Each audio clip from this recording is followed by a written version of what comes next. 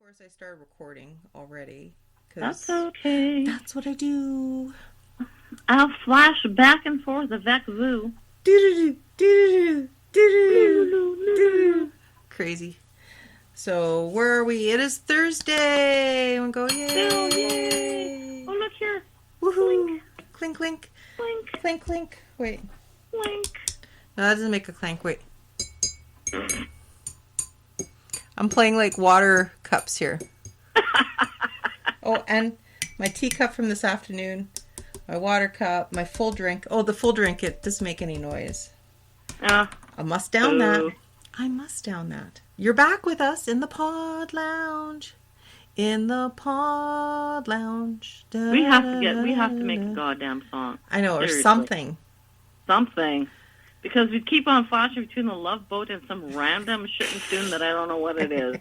We're going to have to meld the two together and make something. If I was artistically bound musically, like I like music, I'm just not musically talented. No.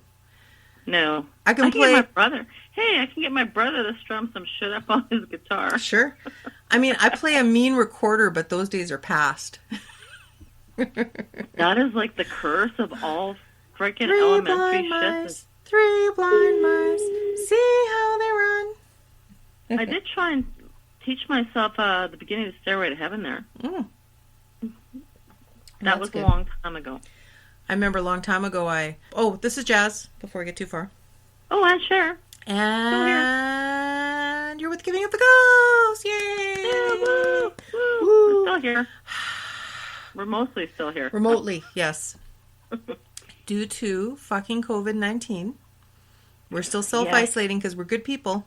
And I am here and she is there. And we're recording. And we are where we are. And you're going to listen to us. And you're going to like it.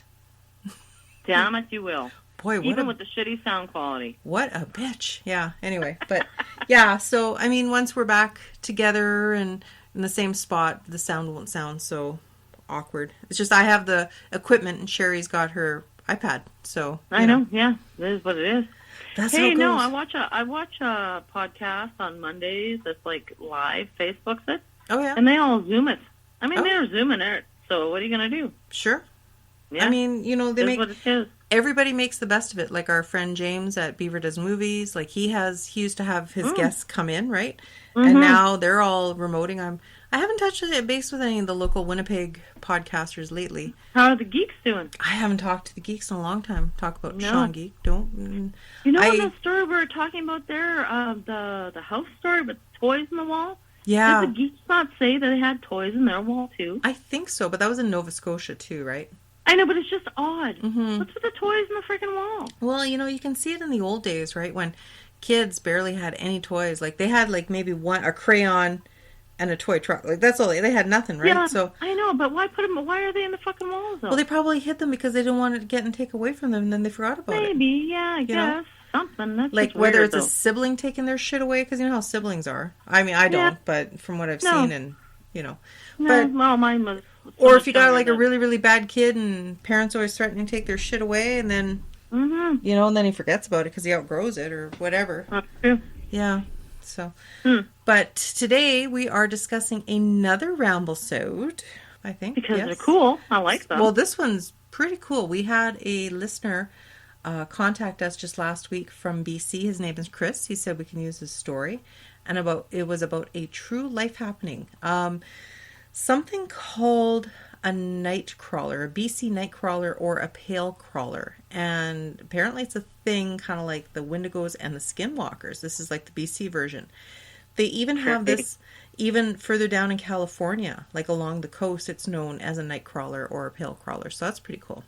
That is cool. Well, that's not really like a ramble, so that's like a story-sode. Kind of like a story-sode, yes.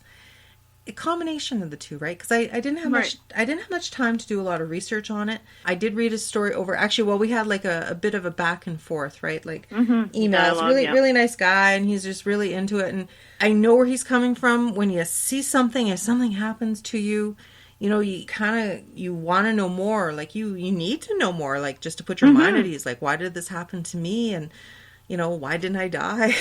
Why did I escape? You know, Yeah, exactly. Yeah. all these things circle in your head. So, I mean, like, he's playing this out back and forth, and he still wants to know more. And I haven't had a lot of time with working from home to do research on it like I did. And again, house research. Anybody in the Winnipeg or surrounding areas, if you want us to do house research, if something, I'm not talking because you're going to buy a house, like, good luck to you and all, but no.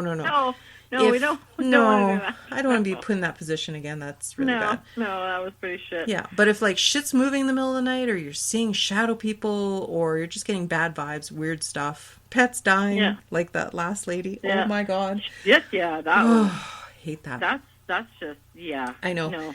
The pets keep getting bigger and they die, you know. That's just bad. That bad was juju. so bad. Yeah. But, like, if there's a house, definitely get a hold of us. We'll do research and we'll have you on our show to discuss it. And if you don't want to mention your name or change your name, if you've never liked your name and want to rename yourself, that's cool too. That's right.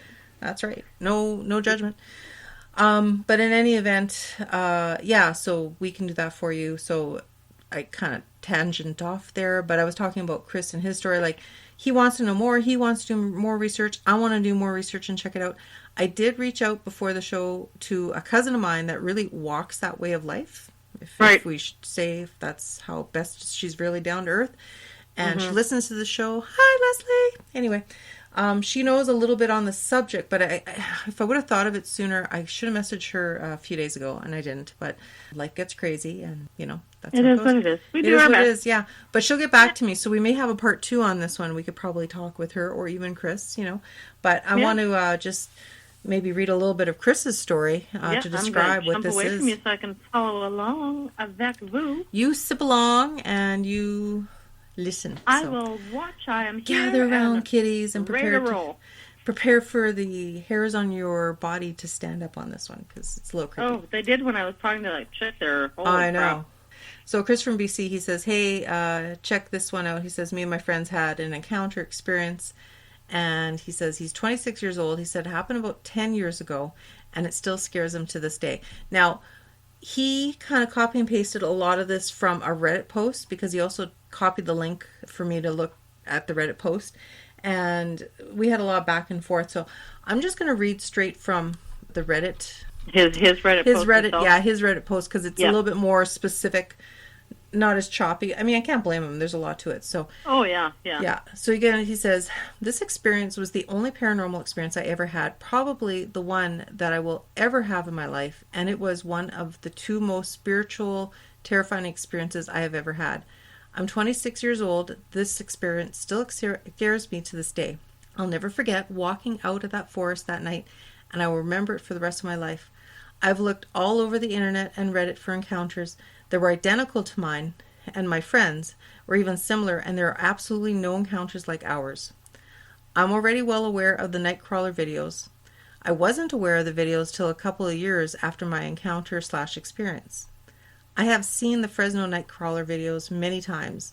The movements look way more terrifying and psychedelic in real life compared to the videos, and it looked a lot more like ghosts/spirit-like. It was visually stunning and haunting compared to the videos, and something you would have to witness or experience for yourself.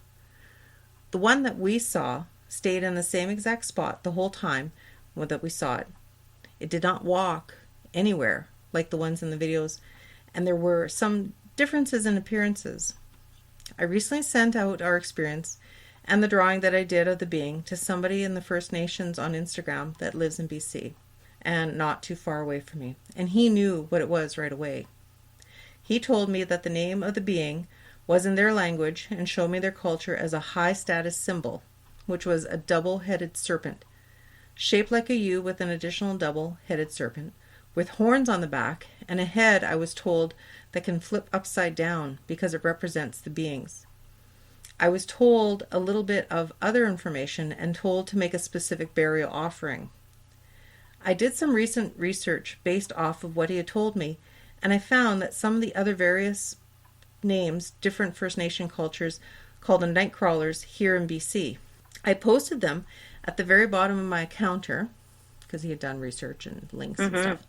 He said, I was also told by another First Nations person that lives in the same city as me, if you do go outside at night Don't eat or drink anything. Ask before you enter the forest, and it is best to keep your distance from them. So he says, he showed, good luck pronouncing this one. He says, Yeah, I showed, I don't know. probably the T is silent, a lingit / Kawaka Waka, sorry, I know it's not funny, but it reminds me of Waka Waka Waka, from the Muppets anyway. Artist, but I'll spell it out of respect, sorry, I'm not poking fun, is KWAKWA_WAKW. So it's a little awkward to pronounce.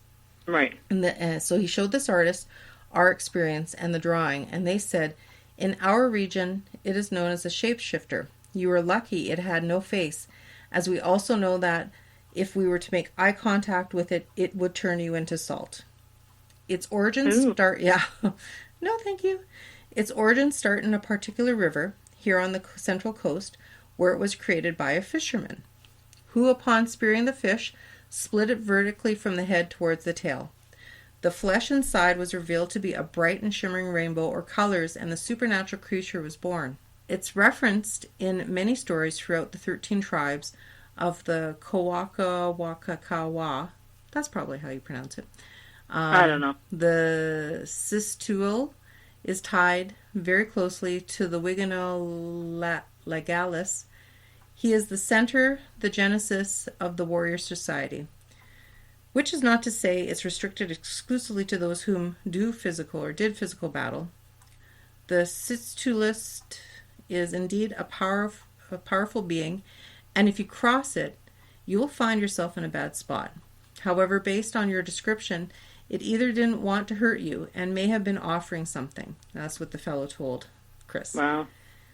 He had posted a screenshot of his friend's old house and some of the 5-acre forest with the spots marked out to where approximately that it was. So I guess they had went behind his friend's house. And so how old was he when he saw it? Like he was 26 when he saw it, or younger? Oh no, he was 26 now, so he would have been like 16.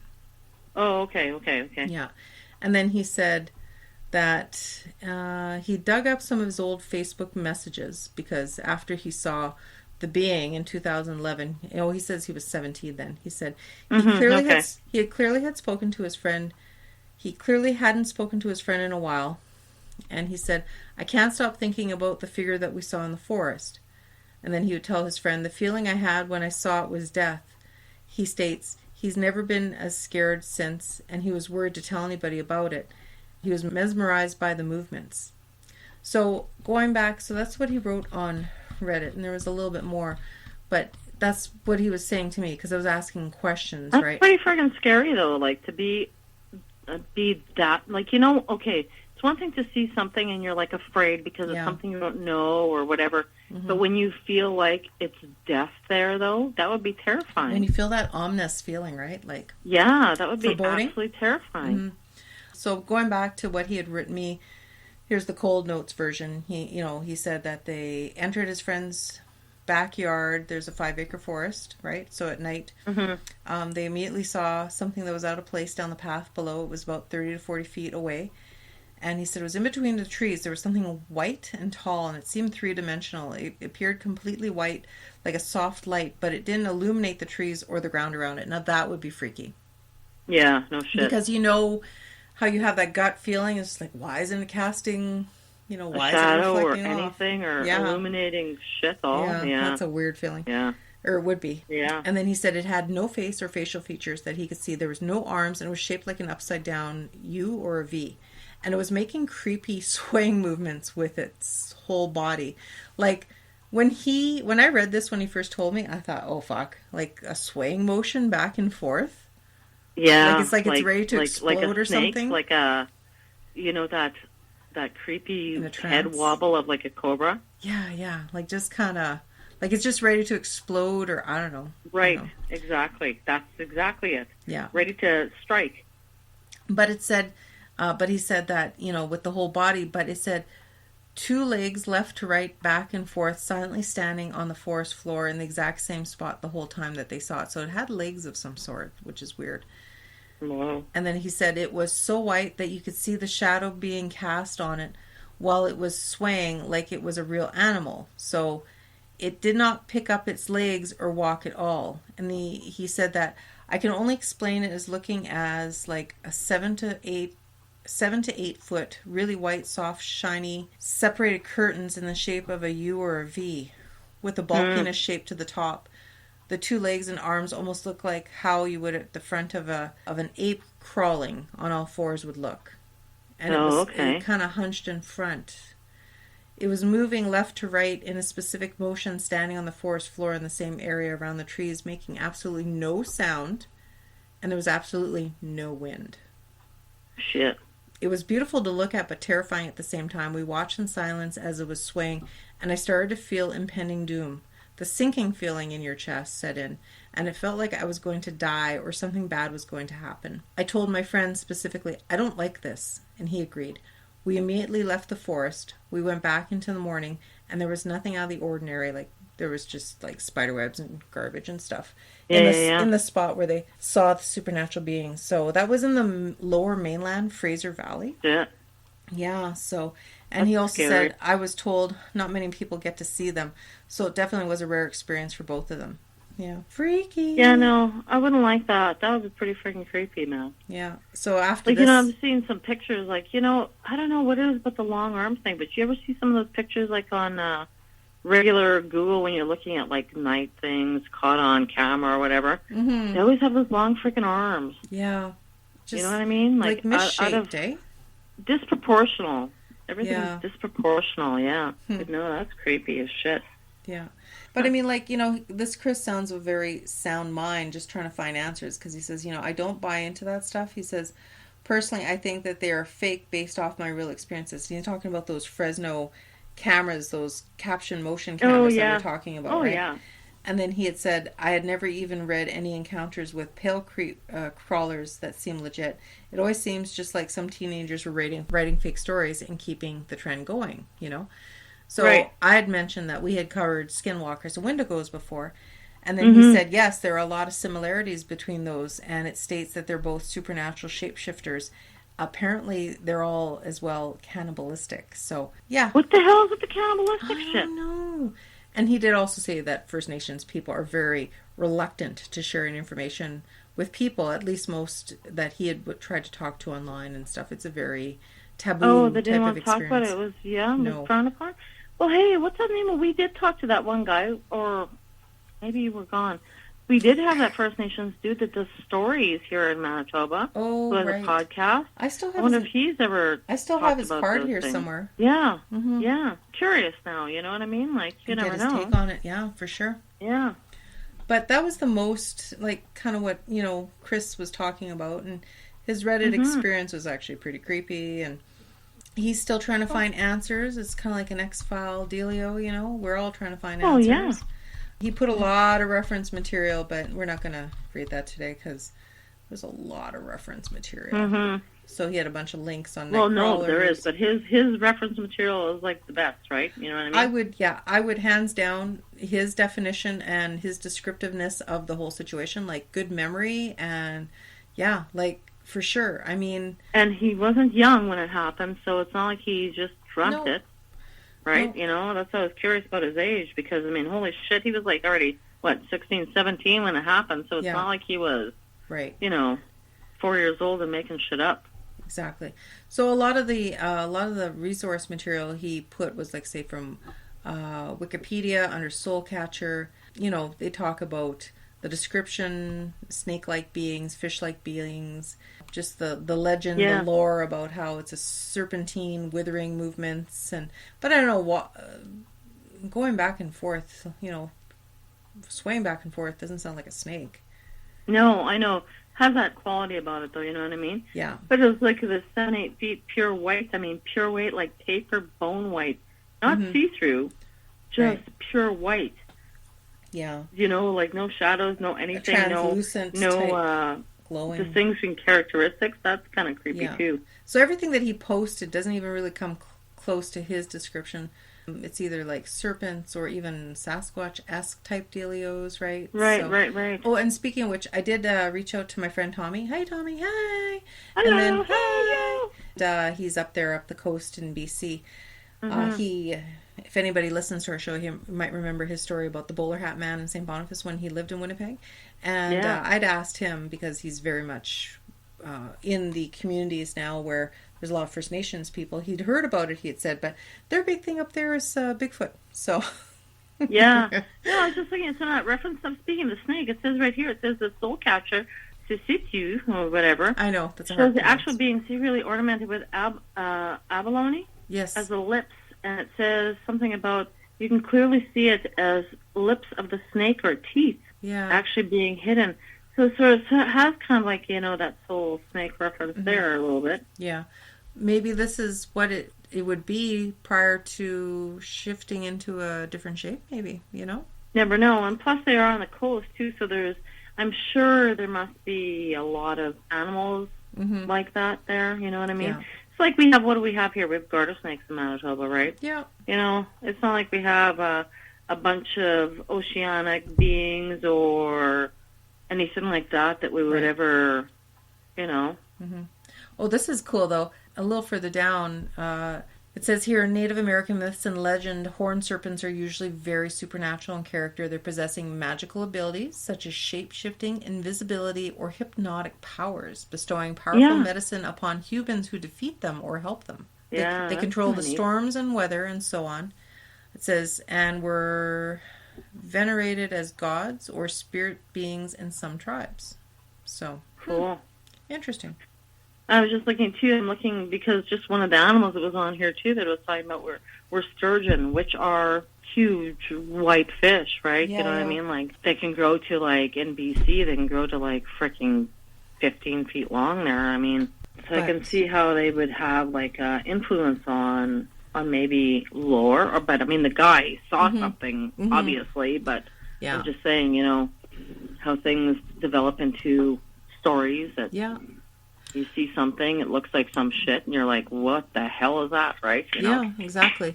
And, I totally see where he's coming from. Like, you remember it so clearly, but it's like, did that really happen? Is that what it was? And what is it? And why did it happen to me? And why didn't I die? Did he ever say that he still talks to that dude that he was there with? I think I had asked him that, and he said that...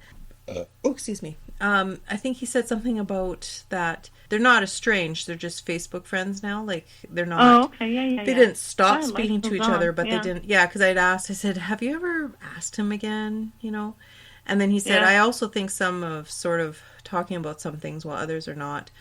And then they literally don't have any... Oh, wait, no, that wasn't it.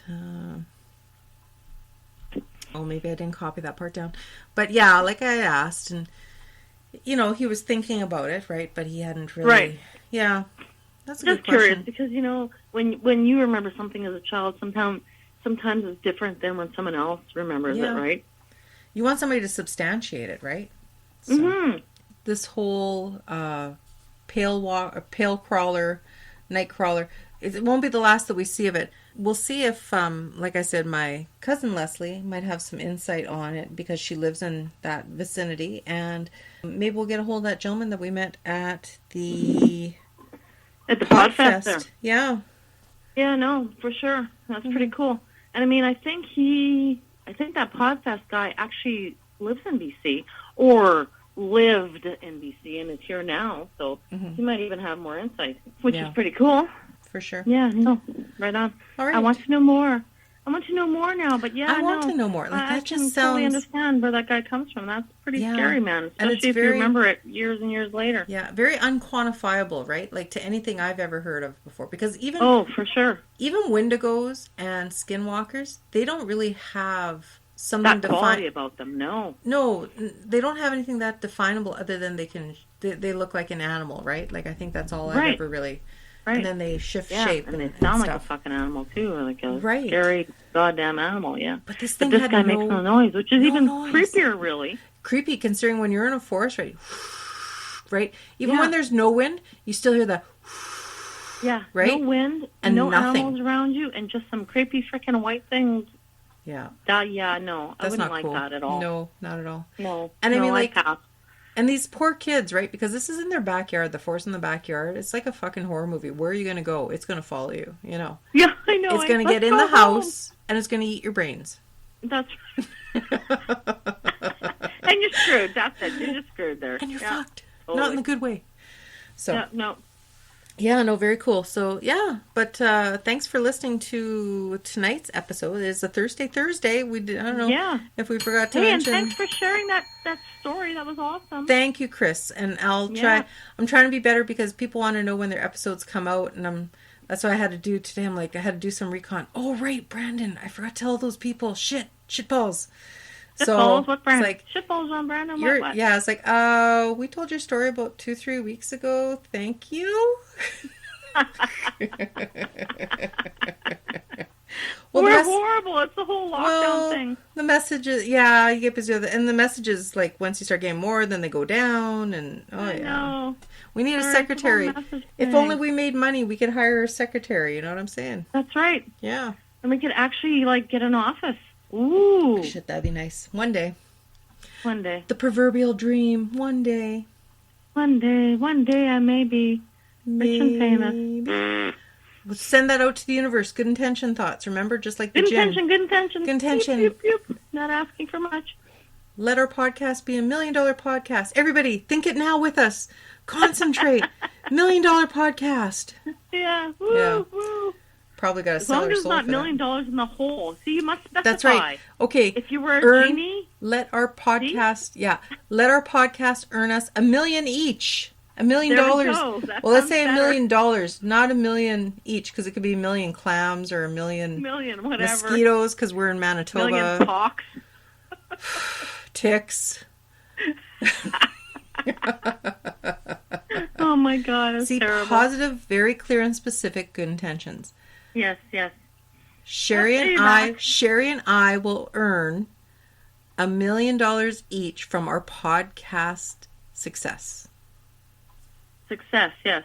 There. You must say that because gotta be something, because there is no money in podcasting. I know. Oh, I know. There's pretty much no money in anything, I know. unless you're in oil and gas. 2 steps forward, 1 step back. That's always how it goes.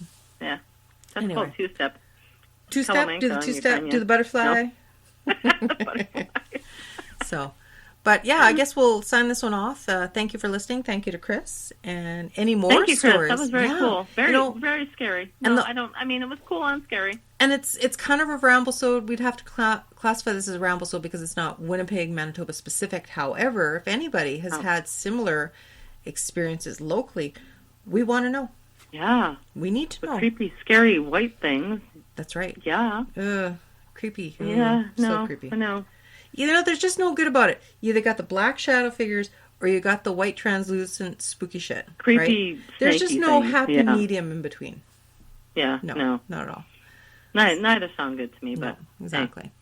But all right. So again, if you would like to email us, you can do that at Givinguptheghostpodcast@gmail.com. Excellent. And we're on the gram.